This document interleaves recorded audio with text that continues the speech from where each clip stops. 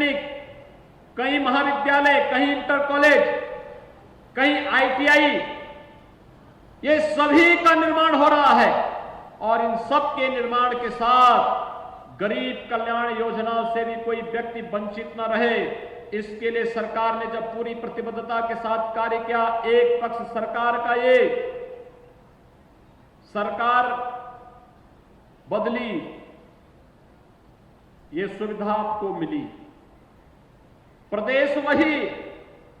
संसाधन वही, तंत्र वही,